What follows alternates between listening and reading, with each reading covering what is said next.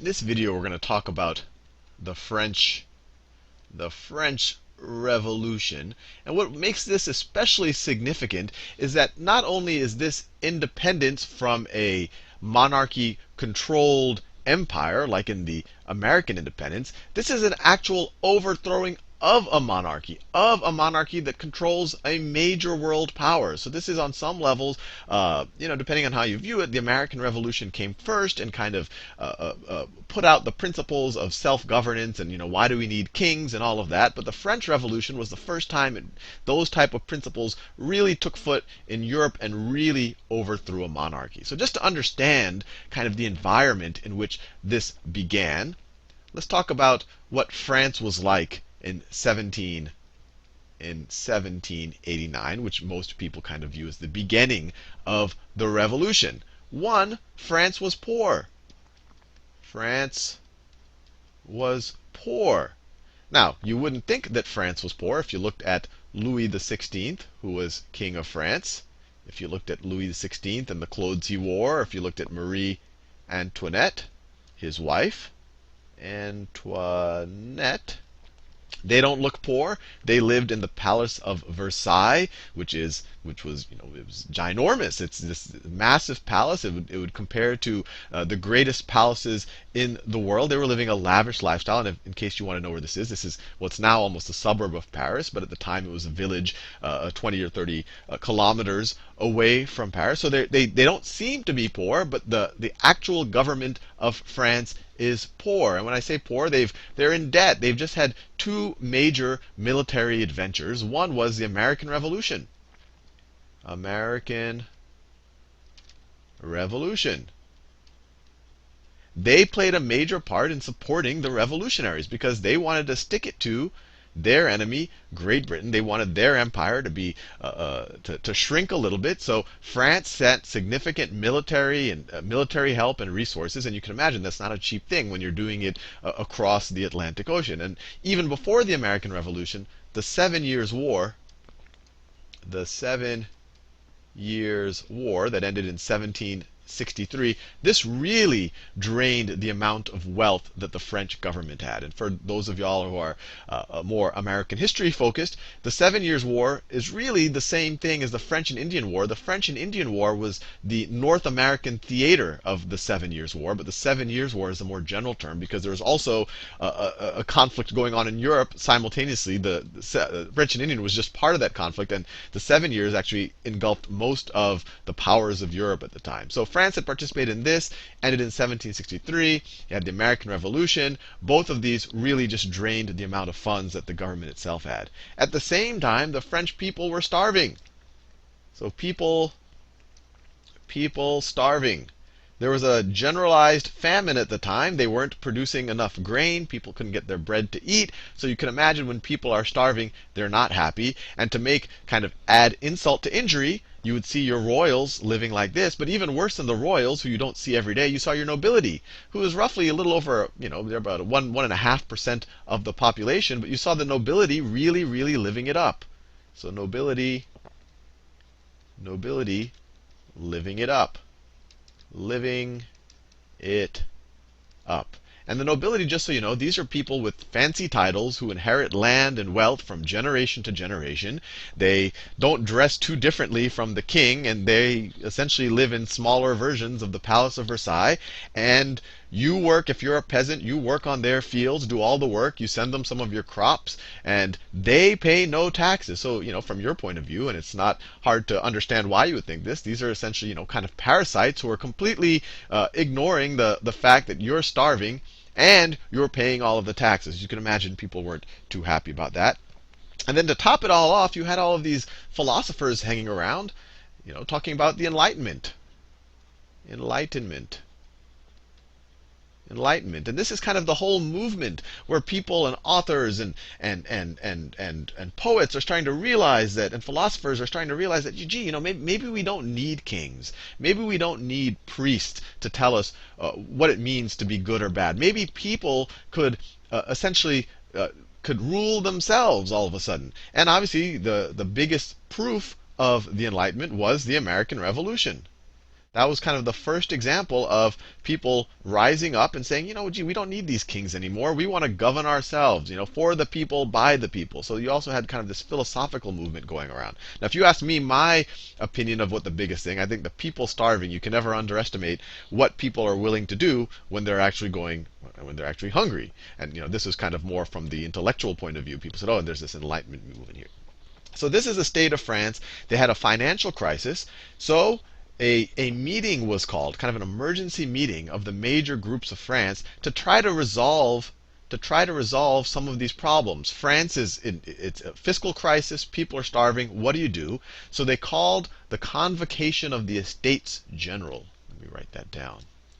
Convocation of the Estates General, which was a meeting of the three estates of France. Now that sounds like a very, what are the three estates of France? You can really just view them as the three major social classes of France. The first estate was the clergy. The second estate is, let me just write 2 there.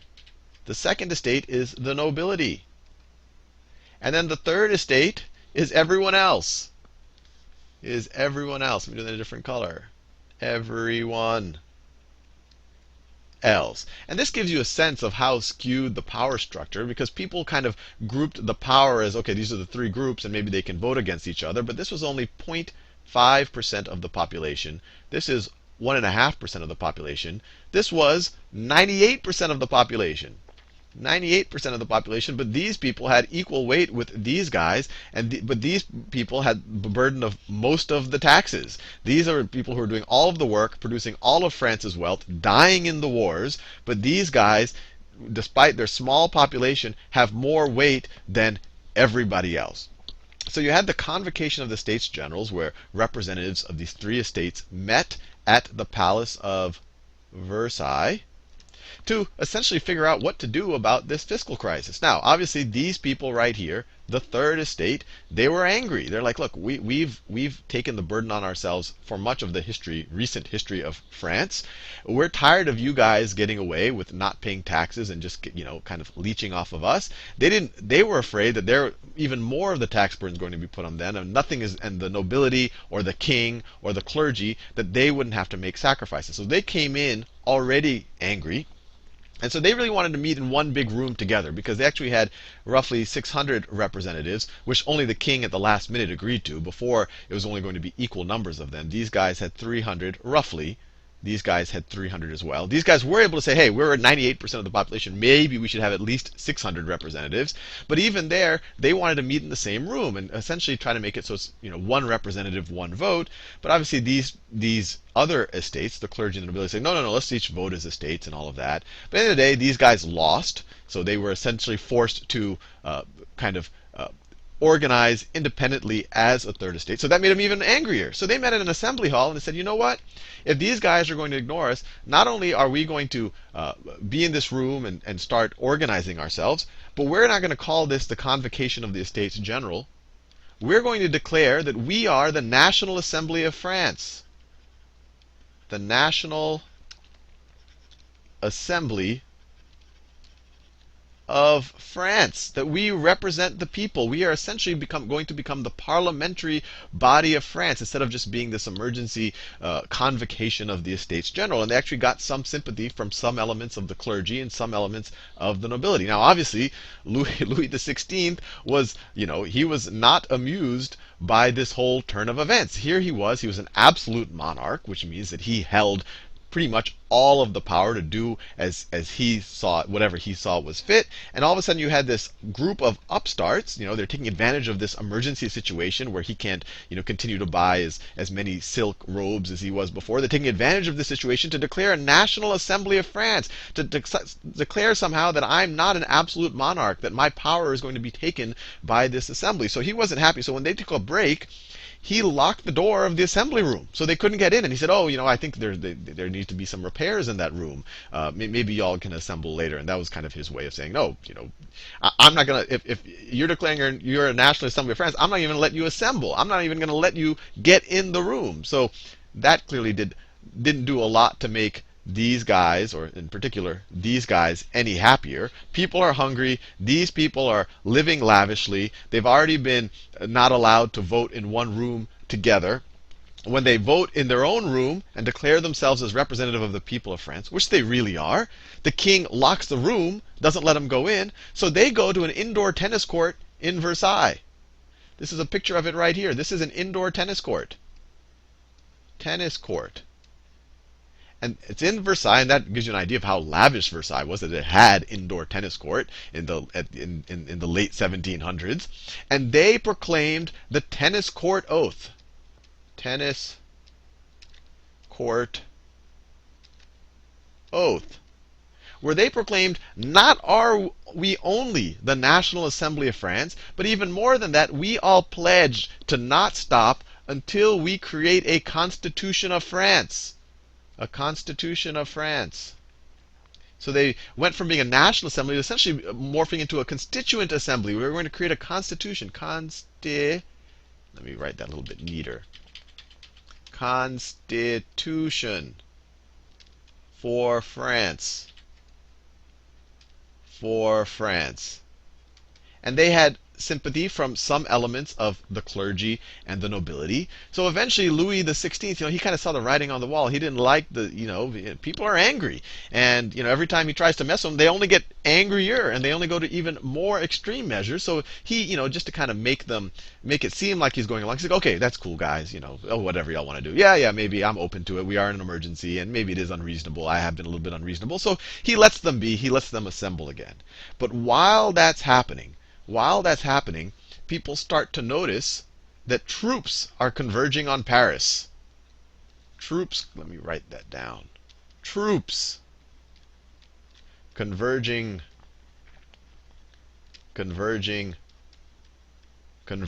on Paris. And they're obviously being sent there by the king. And not only are they just any troops, a lot of the actual troops, even though they are French troops, they're under the authority of France's military, they're actually foreign troops. So if you think about it, these would be the ideal types of troops to put down any type of insurgency or any type of rebellion, or even better, to go in and dissolve the National Assembly. So people started getting a little bit paranoid, you could imagine. Now on top of that, Louis the 16th's main financial advisor, Jacques Necker, he told Louis, and he was sympathetic to the Third Estate, to the plight of the Third Estate. Right, capital. He was sympathetic to their plight, and he said, "Hey, Mr. King, why don't you, I think it's reasonable for you to essentially budget your expenses a little bit better, maybe a little bit less of a lavish lifestyle, considering the state of the government's budget, then the state of the people of France. They're in this, they're starving. Why don't you do that a little bit?" But Louis the 16th, instead of taking his advice, he fired him. He fired the financial advisor. Fired advisor. So taken together, troops are converging on Paris. You have this tennis court oath.